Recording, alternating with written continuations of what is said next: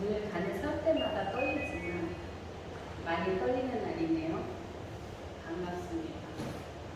우리 얼굴들 한번 보세요. 누가 계신가? 얼굴들 한번 보세요. 이 자리가 꽉 차면 정말 좋겠죠? 소망 가지고 우리 일상백하는 마음으로 예배를 드려보겠습니다. 혹시 춘화 현상이라는 이야기를 좀 들어보셨나요? 춘화 현상. 이야기가 뭐냐면 아주 혹독한 추위를 거쳐야만 꽃이 핀다는 이야기라고 얘기해요. 그래서 이런 꽃들은 어떤 게 있냐면 튤립이나 히아신스, 백합, 라일락, 철쭉, 진달래 이런 꽃들이 이 여기에 속한다고 합니다. 아주 혹독한 겨울을 보내고 나서 화려하게 꽃 피는 꽃처럼 우리 사람들도 마찬가지 아닐까요? 일상의 삶도 아주 비슷하다고 할 수 있어요.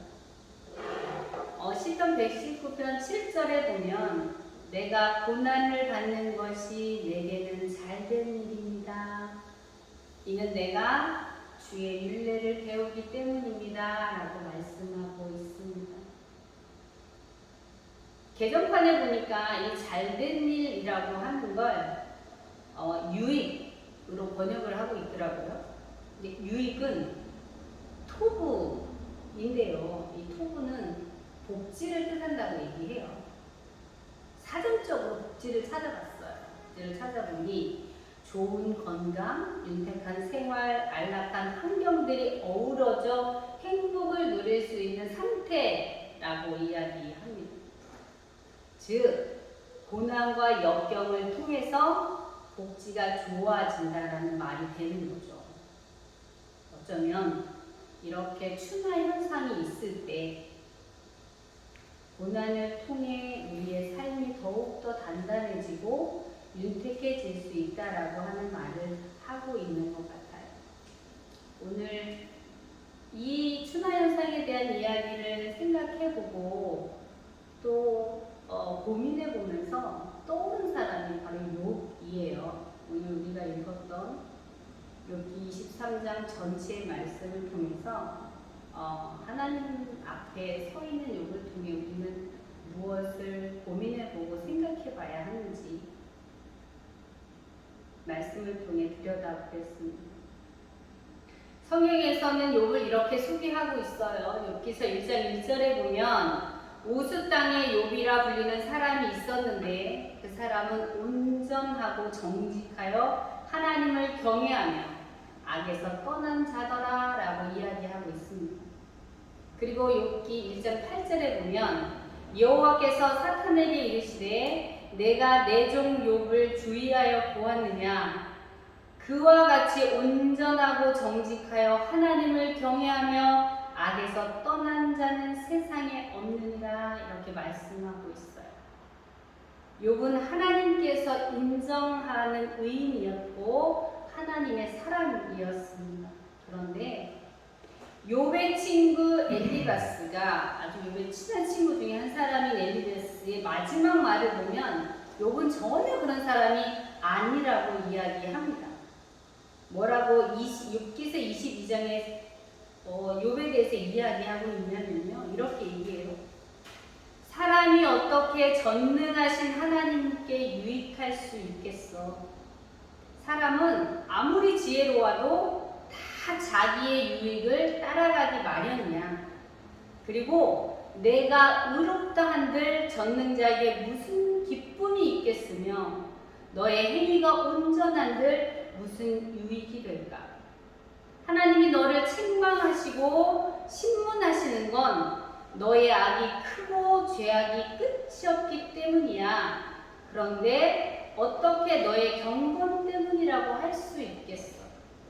너는 까닭없이 형제를 볼모잡고 헐벗은 자기 옷을 벗기고 목마른 자에게 물을 주지 않고 배고픈 자에게 음식을 주지 않았어. 권세로 토지를 얻고 존귀한 자로 거기서 너는 살고 있지. 과부를 빈손으로 돌려보내고 고아의 팔을 꺾었기 때문에 올무들이 너를 둘렀고 두려움이 갑자기 엄습하고 어둠이 너로 하여 보지 못하게 하고 홍수가 너를 덮은 거야. 너는 하나님과 화목하고 평안해야 복이 내게 임할 거야. 하나님의 입의 교훈과 말씀을 마음에 두어야 해.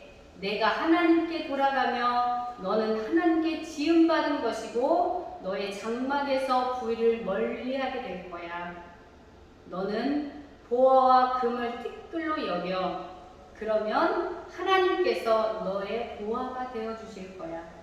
그럴 때 하나님께서 너의 기도를 들으실 거야. 사람들이 너를 낮추거든 교만했다고 말해. 그러면 겸손한 자를 구원하시는 하나님이 구원해 주실 거야 라고 엘리바스가 이야기해요. 욥기서 1장 1절과 8절 말씀에 하나님께서 욥을 평가했던 말과는 너무나도 다른 이야기를 하고 있죠.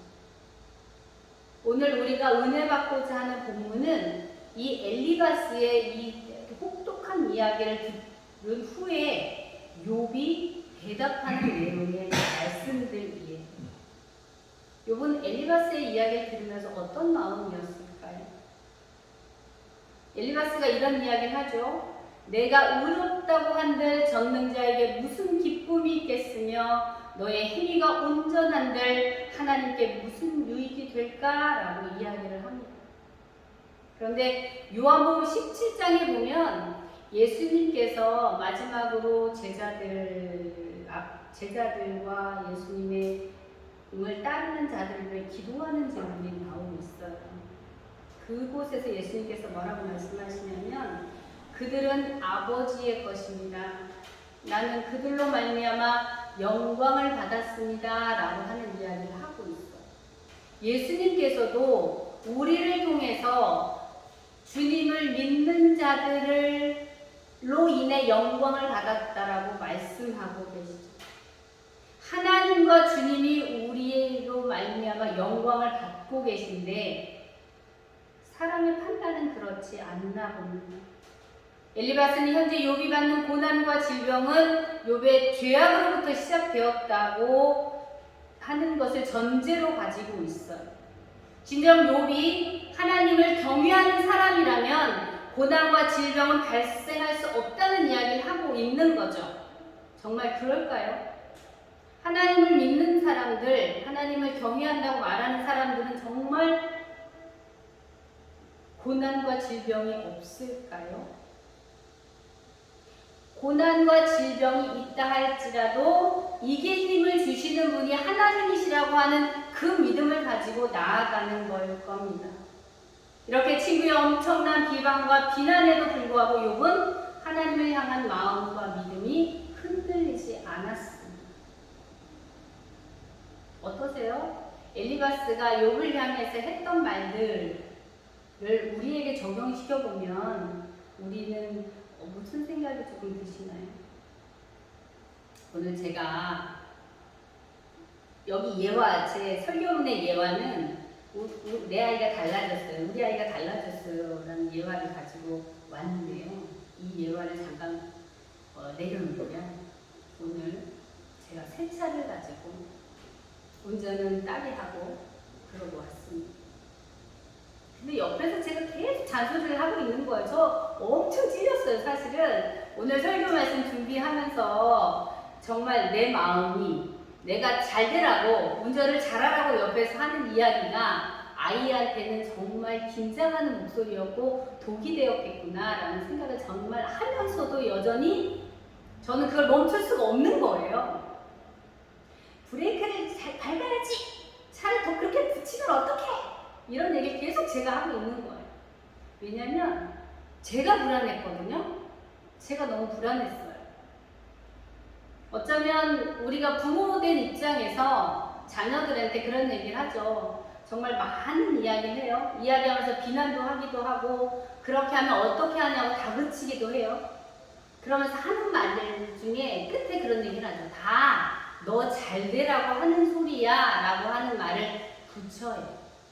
근데 그 속을 잘 들여다보면 어쩌면 그 안에 내 안에 불안이 있고 내가 살아온 삶 속에서 내 아이만큼은 나와 같은 삶을 살지 않았으면 하는 바람들이 아마 그 안에 묻어 있을 거예요. 그럼 정말 그것이 아이한테 도움이 될까? 아마 제가 옆에서 아무 소리 안 하고 조용히 앉아서 왔다면 조금 더 편안하게 운전했을 거예요. 그런데 정말 저 때문에 되게 많이 불안했을 것 같아요. 저 역시도 되게 많이 불안했는데. 근데 우리 아이들은 우리의 그런 많은 이야기를 들으면서 아, 부모님도 정말 나를 사랑하시는구나. 내가 걱정돼서 그 말씀을 하시고 계시구나. 라는 말로 알아들을까? 아마 그렇지 않을 거예요. 엄마는 나만 이용하고 아빠는 나한테만 그러고 이런 마음들의 이 바닥에 우리 아이들의 마음 바닥에 아마 그런 많은 감정들이 쌓여 있겠죠. 때로 우리는 그런 것 같아요. 타인을 볼 때 강점과 장점보다는 단점을 더 많이 보고 그 단점을 더 많이 지적하죠. 그러면 단점이 사라지고 어쩌면 좋은 쪽으로 갈 거라고 생각을 하겠지만 사실은 그렇지 않다는 거예요. 그래서 단점보다는 강점을 더 많이 봐주고 장점을 더 많이 읽어줄 때 아이는 좋은 방향으로 갈 수 있다고 말합니다. 엘리바스의 말은 어떤 얘기예요? 욥을 걱정하면서 했던 말일 거예요.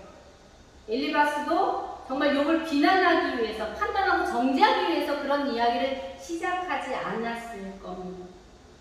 욥을 걱정하면서 찾아왔고 욥의 삶 속에서 정말 그와 하나님이 함께 했으면 좋겠다라는 바람을 가지고 있었던 친구 중에 한 사람이에요. 그런데 그의 말은 욥에게 엄청난 독소로 다가왔을 거예요. 그리고 정말 자신이 살고 있는 이것조차도 정말 본인조차도 받아들일 수 없는 그런 상황에 처하게 된 걸 우리가 볼 수 있어요. 예수님 시대 때는 어땠나요? 소경에 소경된 사람을 보면서 예수님께 그런 질문을 해요. 저 사람이 누구의 죄 때문에 소경으로 태어났습니까? 라는 질문을 하죠. 그럴 때 예수님께서는 부모의 죄도 아니고 자신의 죄도 아니다. 하나님의 영광을 나타내기 위함이다 라고 말씀하세요. 결과적으로 우리의 삶 속에서 일어나는 수많은 것들은 어쩌면 나를 믿음의 길로 인도하기 위해서, 나를 나되게 하기 위해서, 하나님의 자녀로 살아가게 하기 위해서 우리에게 많은 일들이 일어날 수 있는 거죠.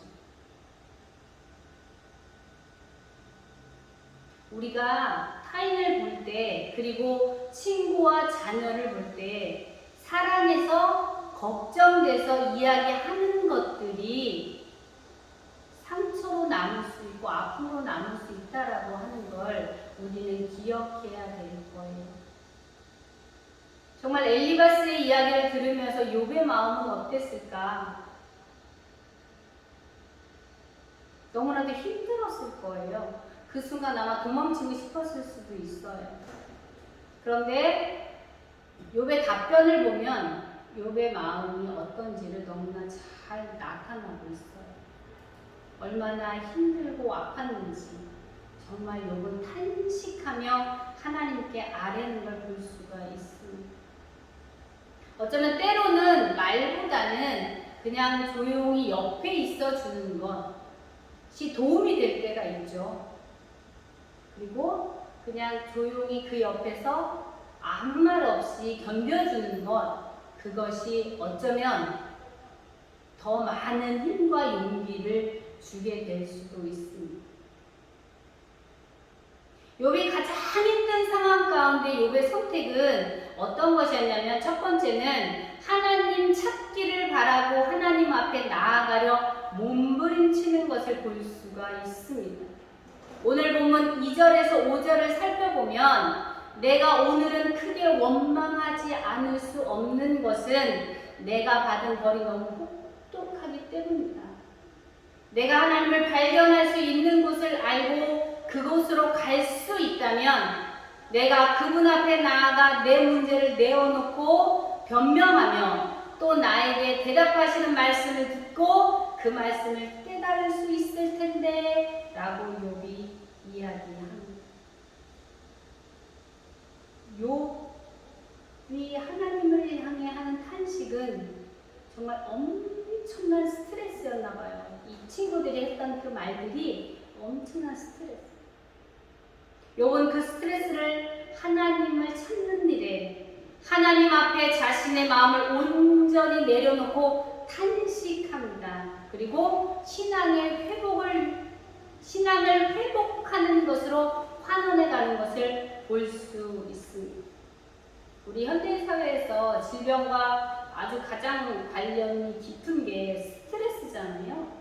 근데 스트레스에도 좋은 스트레스가 있고 뭐 나쁜 스트레스가 있다고 얘기해요. 좋은 스트레스는 질병의 저항력을 높여주고 건강할 수 있도록 도와준다고 하죠. 그런데 이 나쁜 스트레스는 그렇지 않다는 말을 해요. 그런 것처럼 아주 적당한 스트레스는 우리 몸과 마음을 건강하게 유지하는 데 아주 도움을 줍니다. 그런데 이 스트레스를 어떻게 지각하느냐가 매우 중요한 거죠. 스트레스를 받지 않을 수는 없어요. 그러나 스트레스를 받았을 때 그 스트레스를 어떻게 해석하느냐가 정말 중요하죠. 같은 문제로 스트레스를 받는다고 해도 그것을 부정적으로 바라보느냐 아니면 긍정적으로 바라보느냐에 따라 결과는 정말 다르게 나타날 수 있습니다. 스트레스를 대처하는 기술이 부족하면 스트레스에 대해서 취약하죠. 아주 많이 취약해요. 근데 대처 능력이 뛰어나면 그 부정적인 영향을 어쩌면 긍정적인 요소로 바꾸어 갈 수 있습니다. 그리고 우리가 불안해하고 걱정하고 스트레스 받는 일의 90%는 우리가 해결할 수 없는 거라고 해요. 그럼에도 불구하고 우리는 그 90%, 10%밖에 해결할 수 없음에도 불구하고 해결하지 못하는 것으로 끌어안고 힘들어하고 스트레스를 받고 있죠. 욥은 어땠어요? 정말 엄청난 스트레스 요인에 놓여 있었어요. 모든 재산을 다 빼앗겼고 자녀들이 다 죽었어요. 그리고 아내는 차라리 하나님을 욕하고 죽으라고 하는 말까지 서슴없이 욥에게 던져요. 친구라고 찾아온 이들은 욥이 의롭지 못해서 그렇다. 죄악 가운데 있었기 때문이다. 이것은 하나님이 너에게 내리신 형벌이다라고 하죠. 그러나 욥은 그 엄청난 사건들과 들려오는 수많은 소리 앞에서도 흔들리지 않는 모습을 보여줍니다.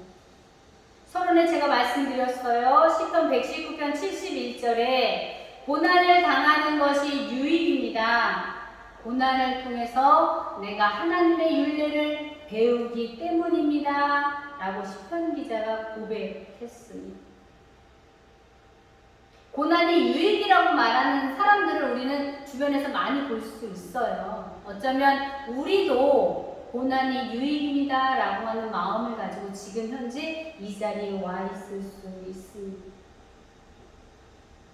인생 여정 가운데 정말 많은 일들을 경험하지만 늘 고난 앞에서는 약해질 수밖에 없습니다. 지금이 정말 가장 약해진 시기라면 고난이 유익입니다. 주의 율례를 내가 배울 수 있는 시기입니다. 라고 고백했으면 좋겠어요. 그리고 그 고백이 우리에게 있기를 소망합니다.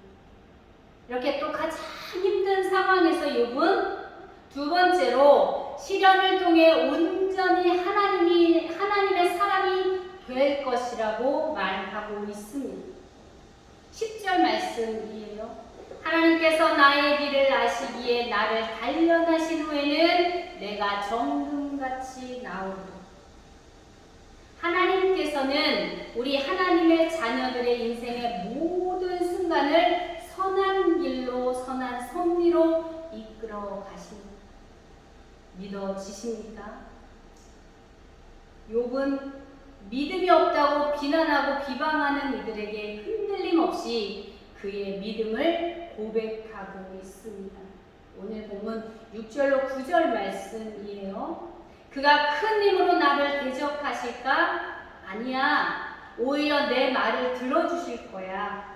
거기는 정직한 자가 하나님 앞에 자기 문제를 내어놓고 호소할 수 있는 곳이기 때문에 내가 나의 심판자에게서 영원히 구제될 거야.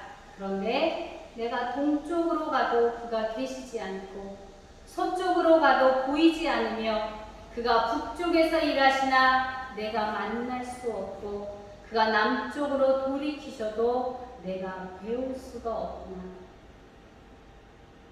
그런데 욥은 확신을 가지고 이야기하는 것이 있어요.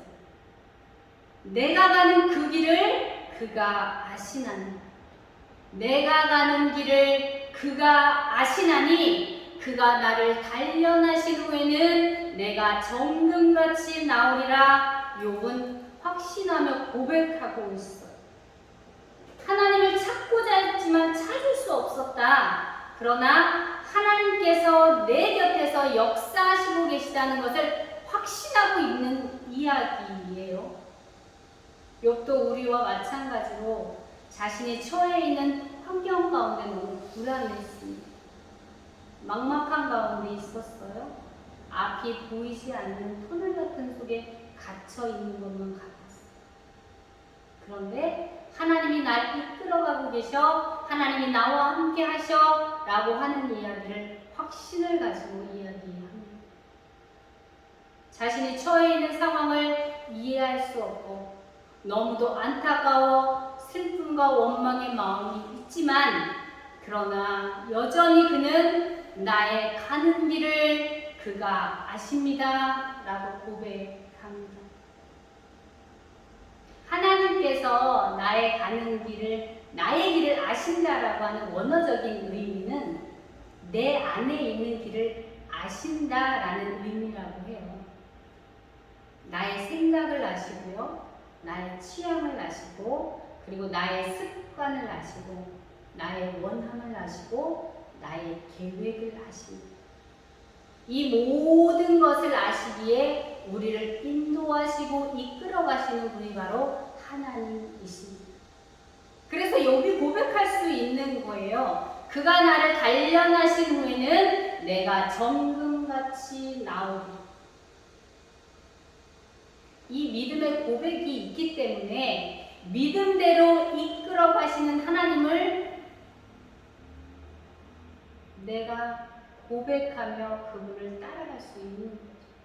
어떤 환경에서도 흔들리지 않는 믿음을 하나님께서 보셨어요. 그렇기 때문에 인도해 가고 계시는 겁니다. 이 시간 정말 힘든 고난의 강을 건너고 있어요. 아마 너무나도 편안하게 우리의 삶을 영위하고 있는 사람은 많지 않을 거예요. 우리의 삶 속에서 우리도 욥처럼 이와 같은 고백이 있어야 하지 않을까요? 하나님께서 함께 해주십니다. 나의 가는 길을 주님이 아십니다. 나를 단련하신 후에는 난 정금같이 나올 겁니다. 고난이 유익입니다. 또 가장 힘든 상황에서 욥은 세 번째로 하나님의 주권을 온전히 인정하고 있습니다. 본문 11절부터 14절 말씀이에요. 욥은 자신의 발걸음이 주님을 따랐으며 치우치지 않았다고 말해요. 입술로도 명령을 어기지 않았으며 정한 음식보다도 말씀을 귀히 여겼습니다 라고 고백합니다. 하나님의 뜻은 일정하기 때문에 돌이킬 수 없고 마음에 하고자 하시는 것이면 그것을 해내실 겁니다. 그렇기 때문에 나에게 작정하신 것 또한 이루어 가실 겁니다 라고 하는 고백을 하고 있습니다. 지금 자신에게 일어나는 일의 주권이 온전히 하나님 앞에 있는 거예요. 욥은 자신에게 임한 고난이 변할 수 없는 하나님의 뜻이라고 인정해요. 단지 하나, 자신의 처한 상황을 놓고 온전히 하나님 앞에 탄식하고 호소합니다. 십자가를 앞에 놓고 계셨던 주님은 어떠셨을까요? 겟세마네 동산에서 기도하시는 주님도 이와 같지 않았을까요? 예수님은 자신이 짊어져야 하는 그 십자가의 죽음이 변할 수 없는 하나님의 뜻인 걸 알았습니다. 그리고 십자가의 죽음이 어떠한 고통과 어떠한 아픔과 얼마나 끔찍할 것이라는 걸 알았기 때문에 고통스러워하셨어요. 피하고 싶으셨죠. 그래서 이런 기도를 하세요. 내 아버지여, 할만하시거든 이 잔을 내게서 옮기시옵소서. 이 잔을 내게서 옮겨주세요 라고 기도하지만 주님은 하나님의 뜻에 자신을 굴복시키죠. 하나님 앞에 온전히 순종합니다. 그러나 나의 원대로 마옵시고 아버지 원대로 되게 하옵소서 라고 하는 기도를 올려요. 우리의 삶 속에서 역사하시고 함께 하시는 주님의 주권과 섭리를 온전히 인정하고 순종하는 것, 그것이 우리를 승리의 길로 인도해 갈 것입니다. 그것이 지금의 고난을 넘어갈 수 있는 키인 거죠. 고린도전서 10장 13절에 이 말씀을 하세요. 사람이 감당할 시험 밖에는 너희가 당한 것이 없나니 오직 하나님은 미쁘사 너희가 감당하지 못할 시험 당함을 허락하지 아니하시고 시험 당할 즈음에 또한 피할 길을 내사 너희로 능히 감당하게 하시느니라 말씀합니다. 우리의 시험 당함을 우리가 혼자 감당하게 하지 않습니다. 시험 당할 때 성령께서 우리 안에 계셔서 어떤 시험이든지 능히 감당할 힘을 주십니다. 시험을 이길 힘을 우리에게 부어 주시죠. 욥이 마지막으로 고백해요. 16절과 17절이 내가 두려워하는 것은 어둠이나 흑암 때문이 아니며 하나님이 나의 마음을 약하게 하셨고 두렵게 하셨기 때문에 나는 두려워합니다 라고 고백해요. 내가 두려워하는 건 어둠이나 흑암 때문이 아니에요. 나에게 주어진 환경과 조건 때문에 나는 두려워하는 것이 아니라고 말하고 있습니다. 하나님이 나의 마음을 약하게 하셨고 두렵게 하셨기 때문에 내가 두려워하는 거예요. 나는 환경 때문에 두려워하지 않아요 라고 얘기해요. 하나님의 온전한 주권을 욥은 고백하고 있습니다. 우리 또한 하나님의 주권을 고백해야 할 겁니다. 하나님께서 능히 우리를 승리하게 하실 겁니다. 믿어지세요? 삶에 정말 시험이라고 하는 수많은 스트레스가 우리 안에 있잖아요. 그것 앞에 주저앉지 않았으면 좋겠습니다. 왜냐하면 그것을 능히 이길 힘을 주시는 분이 하나님이시죠. 사람을 통해서 그 힘을 주세요. 누군가를 통해서 위로받게 하고 또 나와 함께 그 길을 걸어갈 사람들을 붙여주시죠. 모든 것의 주관자 되신 주님이 계시다는 믿음이 시험을 충분히 이기게 할 것입니다. 나약한 마음으로 우리의 마음의 생각이 흘러가는 것을 우리는 차단해야 합니다. 멈추고 내 안에 들려주신 성령의 음성에 귀 기울이고 그 음성을 따라가십시오. 기꺼이 이김을 허락하신 하나님께서 승리의 기쁨을 맛보게 할 겁니다. 기도하겠습니다. 사랑이 많으신 하나님 감사합니다. 수많은 시험 가운데 연약해져서 넘어질 때가 너무나 많습니다. 나만 겪는 고난 같지만 나만 겪는 고난이 아님을 압니다. 하나님, 주님께서 그 모든 것 가운데 함께 하심을 믿습니다. 잘 이겨나갈 수 있도록 도와주심을 믿습니다. 하나님이 나와 함께 하시기에 나는 할 수 있습니다 라고 하는 고백을 우리 입술을 통해 할 수 있도록 주님 힘 주십시오.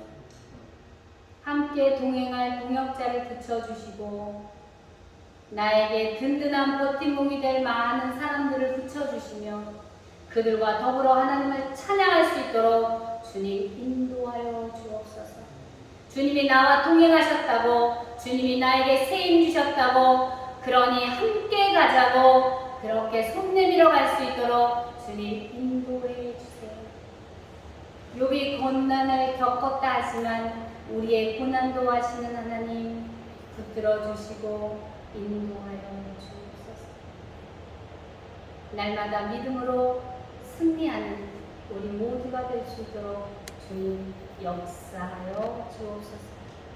감사드리며 예수님 이름으로 간절히 기도합니다.